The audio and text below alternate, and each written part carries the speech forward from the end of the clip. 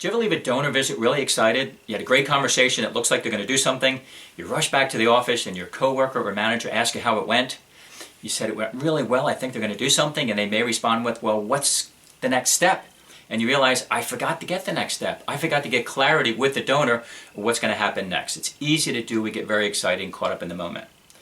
I call it a clear future. After any exchange with a donor or anybody, before you hang up that phone, before you leave their office or home, make sure that you and the donor or prospect know exactly what's going to happen next. There's a clear future.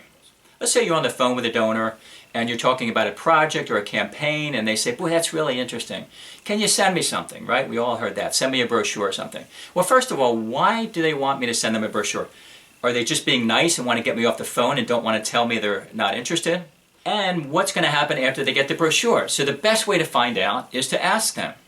Great, I'm happy to send you a packet, a brochure. Can I ask you, what are you hoping the brochure will show you? What are you looking for?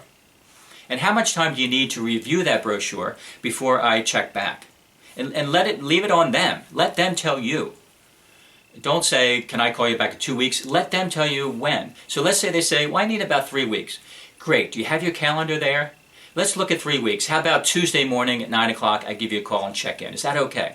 So get permission to let them tell you when to check back. And that'll give you a sense of whether they're serious or not. If they hem and haw, maybe they are just trying to be polite and not tell you no right up front.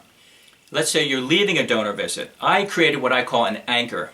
An anchor is something I learned from studying neuro-linguistic programming. It's a big phrase, but it's really the study of influence and human behavior and physiology. And so an anchor is something that you physically create to create a mental trigger. So when I'm leaving someone's office or home, as I'm shaking their hands, and I make contact with that hand, it creates a mental trigger. Do I and the donor or prospect know exactly what's going to happen next? How much time? What are their action steps? What are my action steps? And so we're clear.